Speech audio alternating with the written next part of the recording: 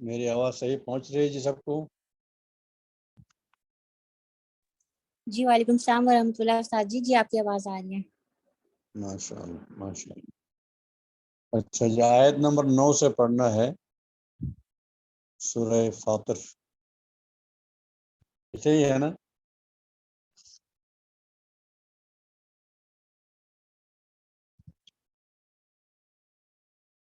جی جی استاد جی. بسم اللہ الرحمن الرحیم. واللہ الذی ارسل الریاح فتثیر سحابا. اور اللہ وہ ہے جو ہواؤں کو بھیجے. ارسل یرسل ارسالا، بھیجنا، جو ہواؤں کو بھیجے. فتثیر سحابا، پھر وہ بادلوں کو بھڑکائیں. فتثیر میں اثر یثیر، تثیر مؤنث کا صیغہ ہے. الریاح یہ فاعل ہے. یہ جو ہوائیں ہیں یہ پھر بادلوں کو بھڑکاتی ہے. کیا مطلب ہے؟ اٹھاتی ہے. ٹھیک ہے. فسقناہ الی بلد میت، پھر ہم انہیں یہ سقناہ میں ہو جو ہے سحاب ہے. ہم اس بادل کو ہکاتے ہیں الی بلد میت، اس شہر کی طرف چونکہ مردہ ہو، یعنی قحط سالی وغیرہ کی وجہ سے وہاں پہ کوئی ہریالی نہ ہو، زمین بنجر ہو چکی ہو، تو اس شہر کی طرف، علاقے کی طرف ہم لے جاتے ہیں جو مردہ ہے. فَأَحْيَيْنَا بِهِ الْأَرْضَ، تو یہاں پہ بھی یعنی سحاب تو مراد یعنی بادل کے ذریعے سے مطلب یعنی بادل کی بارش کے ذریعے. پھر ہم اس بادل کے ذریعے یعنی بادل کی بارش کے ذریعے زمین کو مردہ ہونے کے بعد زندہ کرتے ہیں. تو یہ ماضی کے صیغہ ہے. میں مضارع کے ترجمے کے ساتھ اس کو بیان کر رہا ہوں. وہ چونکہ الذی اس میں موصول ہے، جب یہ فعل ماضی پر داخل ہو تو وہ مضارع کے معنی میں بدل دیتا ہے. اس وجہ سے میں مضارع کا ترجمہ کر رہا ہوں. وہ اللہ جو کہ ہواؤں کو بھیجے، یعنی بھیجتا ہے. اور یہ ہوائیں بادلوں کو اٹھاتی ہے، بھڑکاتی ہے یعنی اٹھاتی ہے فضا میں. پھر ہم اس بادل کے ذریعے اس بادل کو ہم ہکاتے ہیں. ساق یسوق سوقا وسیاقتا، ہکانا. اس لیے سائق ڈرائیور کو بھی سائق کہتے ہیں اور قائد بھی کہتے ہیں. یقود السیارہ، قاد یقود السیارہ، گاڑی کی ڈرائیونگ کرتے ہیں. جب بعض گاڑی کا انجن سامنے ہوتا ہے اور ڈرائیور پیچھے بیٹھتا ہے نا، انجن کے پیچھے ہے تو فرنٹ سیٹ میں بیٹھتا ہے، لیکن اس سے انجن آگے ہوتا ہے. جیسے کاروں میں ہے انجن آگے ہیں، تو پیچھے سے کسی ریوڑ کو ہکا کے لے جانا اس کو کہتے ہیں سیاقت.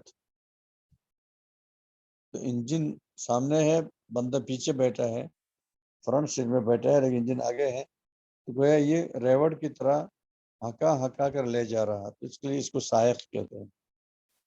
بعض دفعہ بسوں کی طرح انجن پیچھے ہوتا ہے اور ڈرائیور آگے بیٹھتا ہے، جیسے بڑی بسوں میں ہے. اس کو کہتے ہیں قیادت، قائد آگے بیٹھ کر انجن پیچھے اس کو کھینچ کے لے جا رہا ہے.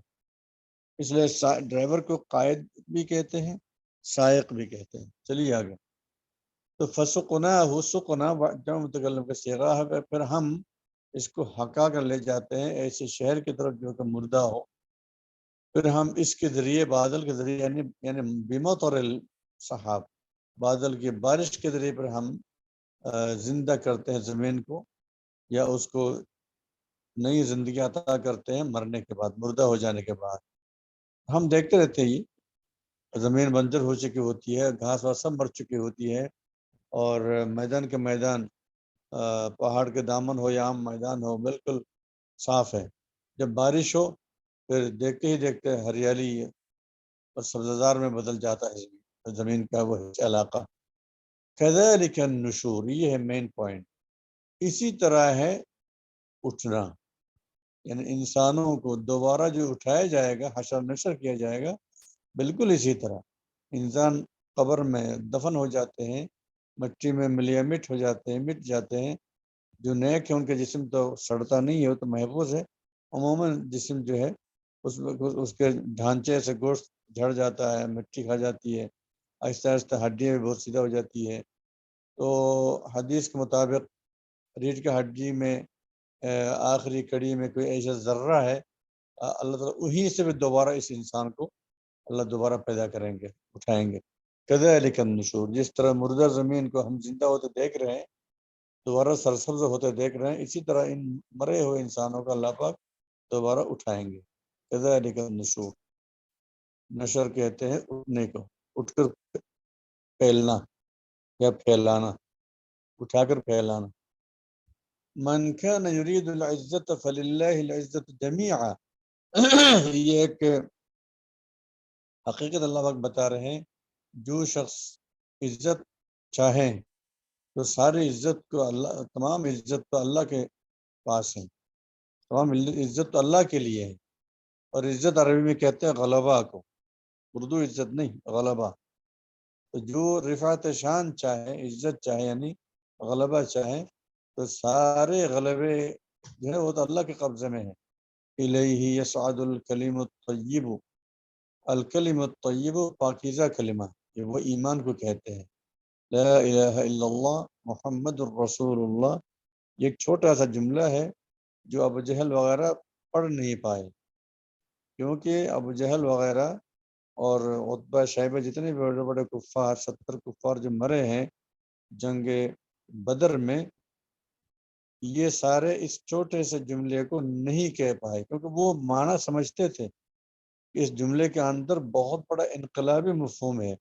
اگر ہم نے لا الہ الا اللہ کہہ دیا تو ہمارے تمام معبودان باطلہ، ہمارے تمام صنم، لات، عزیٰ، منات جتنے ہم بنا کے رکھے ہیں، جن کی ہم پوجا پاٹ کرتے ہیں، سب چھوڑنا پڑے گا، اور وہ چھوڑنے کے لیے تیار نہیں تھے۔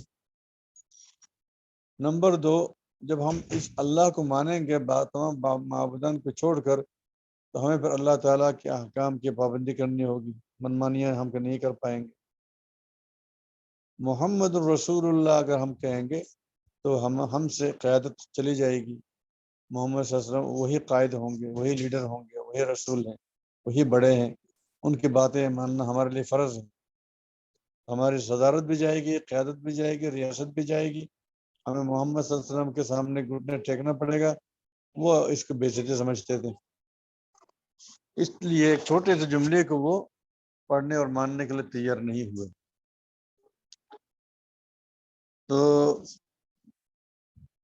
اللہ فرما رہے ہیں کہ یہ جو جملہ ہے ایمان کا جملہ کلمۃ طیبہ، یہ اور اس کے اندر تمام چیزیں شامل ہیں، کہ جب اللہ الہ الا اللہ پڑھیں گے، اللہ نے جتنی باتیں ہمیں بتائی ہے، جنت، دوزخ، فرشتہ، حساب کتاب، حشر و نشر، سب باتیں ہمیں ماننی پڑے گی۔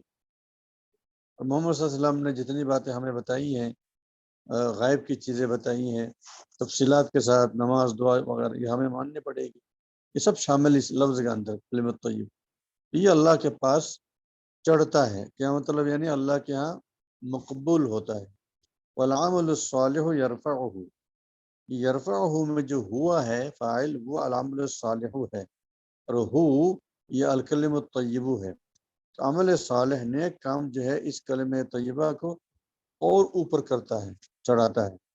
یعنی اس عمل، آپ کا جو ایمان ہے، میرا جو ایمان ہے، اس ایمان کی تصدیق ہمارا عمل کرتا ہے۔ اگر ہم کہیں جی بالکل نماز فرض مانتے ہیں تو پھر پڑھتے کیوں نہیں؟ یا تو ہم جھوٹ بول رہے ہیں یا تو مانتے نہیں ہیں، دو میں سے کوئی ایک ہے، ٹھیک ہے نا؟ زکوٰۃ فرض سمجھتے تو ادا کیوں نہیں کرتے؟ کرنا چاہیے۔ تو عمل صالح جو یہ اپنے ایمان کو پشت کرتا ہے، یعنی یہ دھکا دے کر اوپر چڑھاتا ہے، یہ گویا کہ عمل صالح کی تصدیق، کیا ہے کلمہ طیبہ کی تصدیق عمل صالح خود کرتا ہے، ٹھیک ہے؟ عمل صالح کلمہ طیبہ کو اوپر چڑھاتا ہے، یعنی اللہ کے ہاں خوب مقبول بنا دیتا ہے، کیونکہ عمل کی وجہ سے، نیک عمل کی وجہ سے ہمارے ایمان کی تصدیق ہو جاتی ہے۔ منافق تو یہی کرتے ہیں نا، زبان سے جھوٹ بولتے ہیں، ایمان اندر ایمان ہے ہی نہیں، اور کافر جو ہے وہ زبان سے بھی کفر بکتا ہے اور عمل بھی اس کا کافرانہ ہے۔ ایک خالص مومن ہے جو اندر سے جو ایمان ہے وہ زبان سے بھی اقرار کرتا ہے، اور اس کا عمل جوارح سے، اعضاء بدنی سے، ہاتھ پاؤں آنکھوں سے، دماغ سے اس ایمان کی وہ تصدیق کرتے ہوئے عمل کرتا ہے۔ یہاں وہی مراد ہے، والذین یمکرون السیئات لہم عذاب شدید، اور جو لوگ برائیوں کی تدبیر کرتے ہیں، عربی میں مکر کہتے ہیں تدبیر کرنے کو، اردو کی جو مکاری ہے وہ الگ چیز ہے، ٹھیک ہے نا؟ اللہ خیر الماکرین، اللہ بہترین مکار ہے، العوذ باللہ، یہ ترجمہ کبھی نہیں کرنا، اللہ بہترین تدبیر کرنے والے ہیں۔ عربی میں مکر کہتے ہیں تدبیر کرنے کو، بہترین یعنی کوئی پالیسی کرنا، پالیسی اپنانا، تدبیر کرنا، وہ مکر و فریب والے مفہوم نہیں ہے، ورنہ وہی ترجمہ اگر آپ اللہ کے لیے کریں اللہ خیر الماکرین تو یہ غلط ترجمہ ہو جائے گا، تو یہاں ترجمہ ہوگا اللہ تعالیٰ بہترین تدبیر کرنے والے ہیں، بہترین پالیسی اپنانے والے ہیں۔ یہاں پہ دیکھیے والذین یمکرون السیئات، جو لوگ برائیوں کی تدبیر کرتے ہیں سوچ سمجھ کر، یعنی برائیاں کرتے ہیں، ان کے لیے عذاب شدید ہے، سخت عذاب ہے۔ ومکر اولئک هو یبور، ان لوگوں کی تدبیر جو ہے رائے گا جائے گی، ملیا میٹ ہو جائے گی، ٹھیک ہے؟ بارہ یبور بورن، ملیا میٹ ہونا، رائے گا جانا، ان کی تدبیر رائے گا جائے گی۔ یہ نہ کہیں کہ ان کی مکاریاں، ان کی فریب بازیاں ضائع ہو جائیں گی، نہیں، یہ فریب بازی وہ اردو کا ترجمہ ہے۔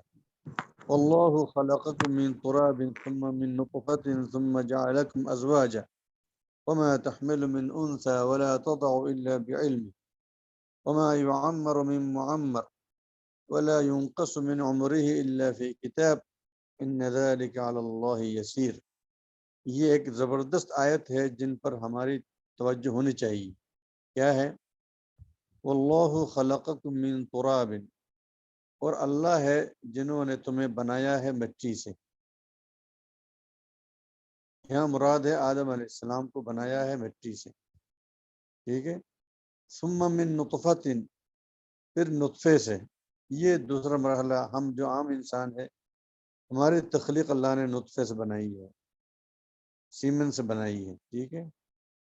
ثم جعلکم ازواجا، پھر ہمیں اللہ نے جوڑے جوڑے بنایا، مرد عورت، لڑکا لڑکی، ٹھیک ہے؟ تو ہماری اصلیت جو ہے وہ مٹی ہے، بالکل شروع میں آدم علیہ السلام کی جو تخلیق ہوئی، اور اس کے بعد یہ نطفے کے ذریعے سے اللہ رحم مادر میں اللہ پاک ہمیں بناتے ہیں، اور نطفہ جو ہے ایک ایسی بوند ہے کہ جس کے خروج پر انسان پر غسل فرض ہوتا ہے، ایسی ناپاک چیز ہے۔ تو کس چیز کا تکبر لوگ کرتے ہیں جس کی یہ اصلیت ہے؟ کس چیز کی بنیاد پر انسان تکبر کر کے نہ اللہ کی بات مانتے ہیں، نہ رسول کی بات مانتے ہیں، نہ قرآن کی بات مانتے ہیں؟ اور کافر لوگ اسی طرح سارے تکبر کے شکار ہیں، گھمنڈ کے شکار ہیں۔ تو بدنصیبی ہے نا یہ، جب ہماری حیثیت یہی ہے تو ہمیں تو تکبر زیب نہیں دیتا، لیکن لوگ کر رہے ہیں، اور کسی حالت دنیا سے جا رہے ہیں اور بدقسمت ہیں، دوبارہ تو آنے کا موقع نہیں ملے گا۔ وما تحمل من انثى، اور جو کچھ کوئی خاتون، کوئی عورت اٹھاتی ہے، یعنی حمل میں، یعنی جو کچھ اس کے پیٹ میں حمل ہے، ولا تضع، اور وہ وضع حمل کہتے ہیں، وضع حمل یہ ایک تعبیر ہے، یعنی ڈیلیوری کا ہونا۔ تو جو بھی کچھ کوئی خاتون بطور حمل پریگننسی اپنے جسم میں اٹھاتی ہے، اور جب وہ ڈیلیوری کرتی ہے، یہ سب کچھ اللہ کے اللہ بعلمہ، یعنی بعلم اللہ، اگر یہ اللہ کے علم کے ساتھ، کیا مطلب؟ یعنی اللہ تعالیٰ کو مکمل علم ہے کہ رحم مادر میں کیا ہے، اور ڈیلیوری جو ہو رہی ہے کس تکلیف کے ساتھ ہو رہی ہے، کیسے ہو رہی، نہیں ہو رہی، سب کچھ اللہ کے علم کے مطابق یہاں پہ انجام پاتا ہے۔ وما يعمر من معمر، اور جس کسی کو جو عمر زیادہ دی گئی ہے، عمر رسیدہ انسان، تو اسے عمر نہیں دی جاتی، ولا ينقص من عمره، یا اس کی عمر سے کوئی کمی نہیں کی جاتی، الا فی کتاب، مگر وہ ایک مکتوب شکل میں ہے۔ کیا مطلب؟ لوح محفوظ میں کائنات کے بارے میں تمام تر تفصیلات، کیا کچھ ہوا، ہو رہا ہے، ہوگا، سب کچھ وہاں درج ہے۔ تو کسی کو اگر لمبی عمر دی جا رہی وہ بھی درج ہیں، اگر کسی کو عمر میں کمی کی جا رہی وہ بھی لوح محفوظ میں درج ہے۔ یہ کوئی اٹکل پچو کے مطابق کائنات نہیں چل رہی، ذرے ذرے کا علم اللہ کو ہے، ذرے ذرے کی تفصیلات لوح محفوظ میں درج ہے۔ ان ذلک علی اللہ یسیر، یقیناً ایسا کرنا اللہ تعالیٰ کے لیے آسان ہے، اللہ کے لیے بہت آسان ہے۔ آئندہ ہزاروں سال بعد جو کچھ ہونے والا ہے وہ اللہ کے علم میں ہے، اللہ نے درج کروا دیا۔ اور یہی سے سمجھ لیجئے گا تقدیر کا مسئلہ۔ تقدیر کسے کہتے ہیں؟ کہ انسان کیا کچھ کرے گا نہیں کرے گا، اس کی تفصیلات اللہ تعالیٰ کو ہزاروں سال پہلے ہو جاتی ہے۔ تو بالکل ایسا جیسا ہمارے سامنے منظر ہے، اللہ پاک اس کے مطابق لوح محفوظ میں قلم کے ذریعے سے درج کروا دیتے ہیں، ٹھیک ہے، اور وہی تقدیر ہے۔ مثال کے طور پر 60-70 ہزار سال پہلے معلوم ہوا کہ فلاں شخص ہتھوڑا وغیرہ لے کے ATM بکس میں جو پیسے رکھے ہوئے ہیں وہ توڑ کر نکالنے کا مطلب منصوبہ ایک انسان بناتا ہے، وہ ایک دو ساتھیوں کو بھی ساتھ لیتا ہے، خود ہی کرتا ہے، یہاں کوئی فورس نہیں آئی جو اسے بائی فورس کروا رہی ہو۔ پھر یہ رات کے اندھیرے میں یا دن کی روشنی میں جا کر وہاں جو CCTV کیمرہ لگا ہو اس کو مسالہ لگا دیا، کوئی کچڑ لگا دیا یا کپڑے سے اس کو بند کر دیا، اور خود نقاب پوش انداز میں اندر داخل ہوا، چہرے کو بند کر کے، پھر جناب اس کو توڑا اور توڑ کے پیسہ لے کے چلا گیا۔ ایک دو بندے کو باہر رکھا چیک دینے کے لیے تاکہ باہر سے کوئی بندہ نہ آ جائے۔ یہ جتنا کچھ ان چوروں نے کیا ہے اللہ تعالیٰ کو 40-50 ہزار سال پہلے معلوم ہوا۔ انہوں نے کیا خود اپنے ہاتھ سے، اپنے ارادے سے، کسی طاقت نے نہیں کروایا، بلکہ خود اپنے ارادے سے منصوبہ بندی کر کے دائیں بائیں دیکھ کر، فری وقت دے کر، خالی وقت دے کر انہوں نے یہ ATM بکس توڑ کے پیسہ نکالا۔ اللہ تعالیٰ نے اس منظر کو وہاں لکھ لیا ہے، قلم کی وجہ سے لکھوا دیا۔ اب 40-50 ہزار سال بعد جب یہ بندہ آیا تو ابھی یہ نہیں کہہ سکتا چونکہ لوح محفوظ میں میری تقدیر میں لکھا ہوا کہ میں نے ATM بکس توڑ کے پیسہ نکالنا ہے، میں نے تو کرنا ہے، نہیں، یہ تمہارے حجت نہیں چلے گی۔ تم نے جو کیا آج خود کیا ہے، لوح محفوظ میں جو درجہ تمہیں بتایا اللہ نے، وہ تو نہیں بتایا۔ اس لیے تقدیر وہ علم سابق کا دوسرا نام ہے، علم سابق۔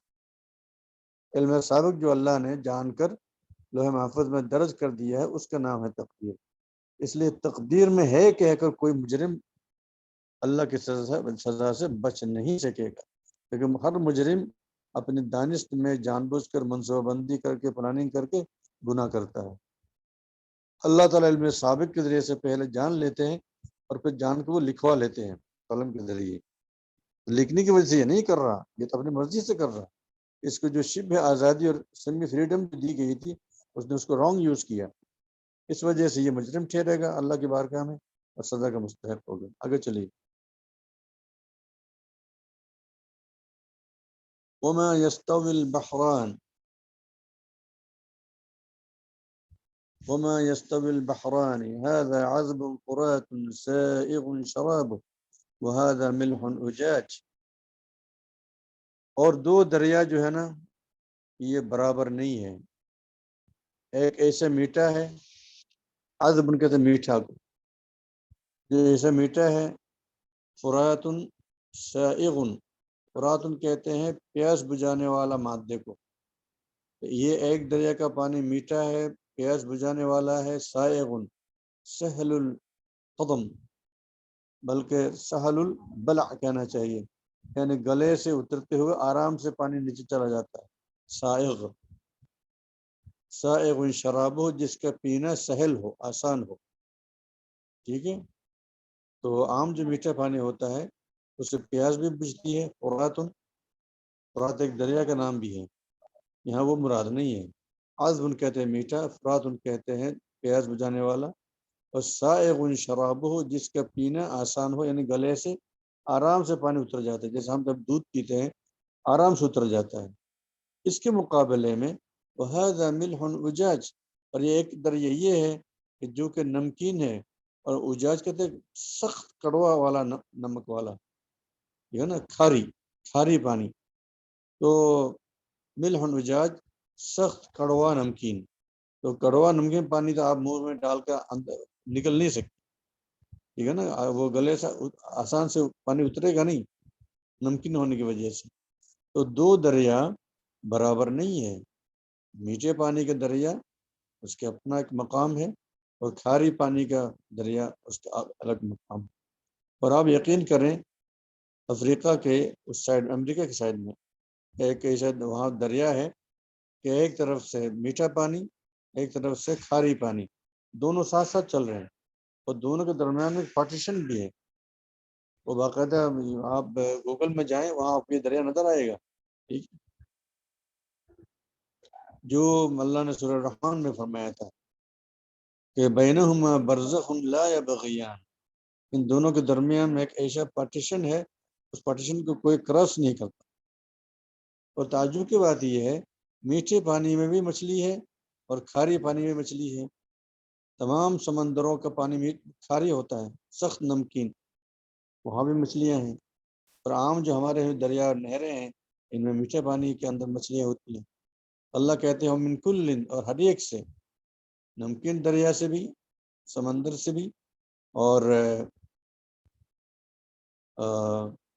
جو میٹھے پانی کا ہے اس میں سے بھی، تأکلون لحما طریا، فریش، طری کہتے فریش اور تر و تازہ گوشت تم کھاتے ہو، یعنی مچھلی کا گوشت، ٹھیک ہے۔ اور کیا کرتے ہو، وتستخرجون حلیۃ تلبسونها، اور ایسے تم زیورات نکالتے ہو، استخرج یستخرج نکالنا، اور باب استفعال میں طلب کا مفہوم ہے، طلب یعنی نکلنا تمہارا مقصد ہو، خوب خواہش کے ساتھ، رغبت کے ساتھ تم نکالتے ہو، کیا، حلیتن، حلیہ کہتے ہیں زینت کی چیز، زینت کی چیز تم نکالتے ہو، تلبسونا جسے تم پہنتے ہو، وہ کیا ہے، موتی نکالتے ہیں۔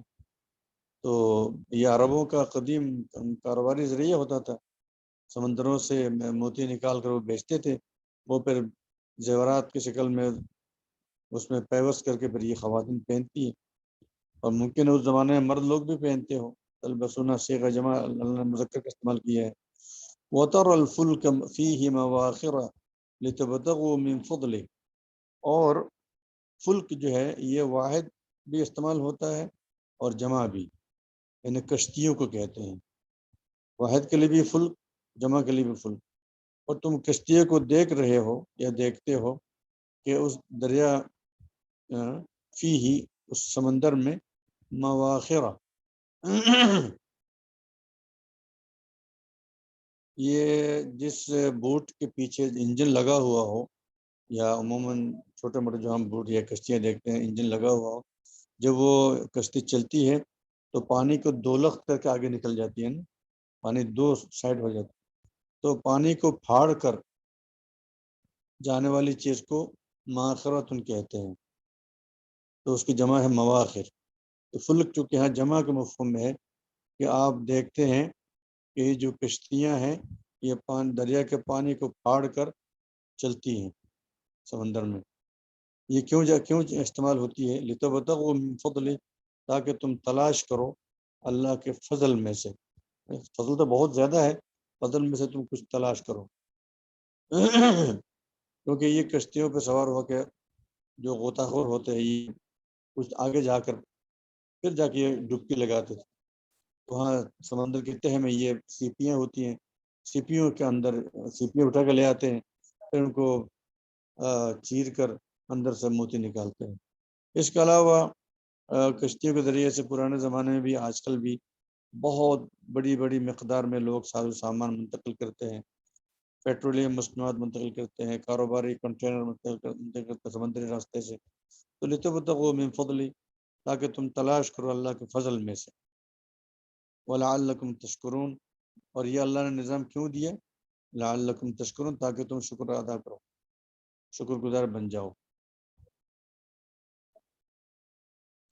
تو اللہ کا فضل تلاش کرنا یہ ایک اصطلاحی لفظ ہے، یہاں مراد ہے یعنی کاروبار وغیرہ، روزی وغیرہ کرنا، کاروبار کرنا، روزی کمانا، اور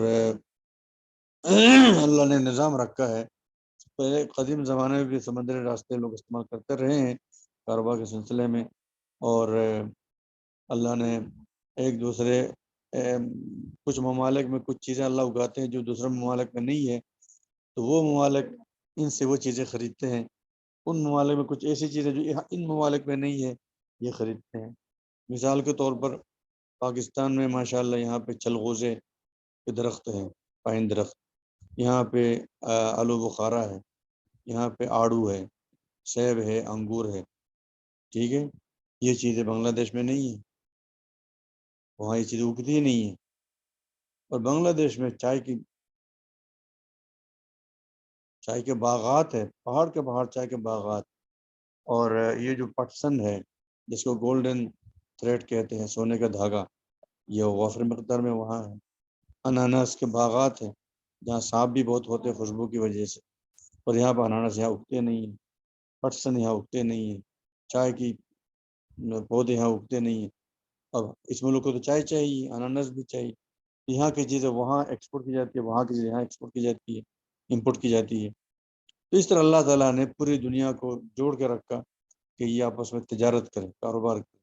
اس کے لیے پرانے زمانے میں بھی آج کل بھی سمندری راستہ بہت زیادہ مناسب ہے، اور جب سے طیارہ ایجاد ہوا پھر طیارے کے کارگو طیارے کے ذریعے سے بھی سامان منتقل ہو رہے ہیں۔ بہرحال یہ سب اللہ نے کیوں کیا؟ لعلکم تشکرون، لتبتغوا من فضلہ، تاکہ تم اللہ کے فضل یعنی رزق تلاش کرو، اور تاکہ تم شکر گزار بنو۔